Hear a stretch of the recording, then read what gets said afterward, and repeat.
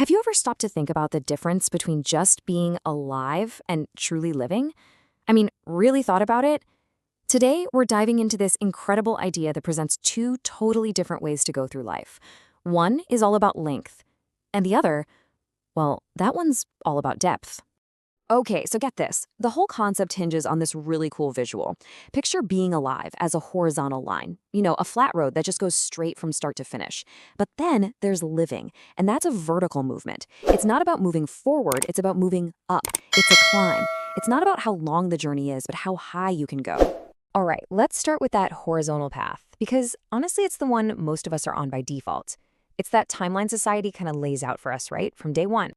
So when we talk about just being alive, what we're really talking about is the simple, predictable ticking of the clock.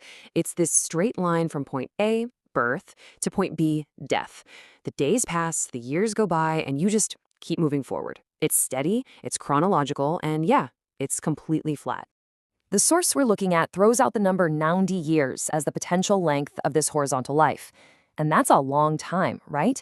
It's a huge, quantifiable stretch of time that you can measure in decades, years, and days.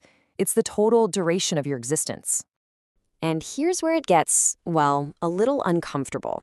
The author makes this really bold claim. Most people don't actually get 90 different years of life. No. Instead, they just live the same year over and over again, 90 times. Wow. That really makes you stop and ask, doesn't it? Is a long life the same thing as a full life? But hey, there is another way. There's an alternative, and that's the vertical choice. This is a life that isn't measured by the calendar, but by these incredible moments of growth and depth. You see, the key here is that living is all about moving up, a climb from the ground, as they say, toward the heavens. And this climb, it doesn't happen over the course of 90 years. It happens inside the moments and seconds of those years. It's about the richness you can find in any single instant. And this, right here, this is the fundamental difference. That horizontal path, it's passive. Time marches on whether you do anything or not. But the vertical path, the actual act of living, that's an active choice. You have to wake up and decide to climb, to push yourself, to grow. It will never, ever happen by accident. But making that choice to live vertically, to strive for something more, well, it comes with a price tag. Let's be real, this is not the easy road. And the source material is incredibly blunt about this.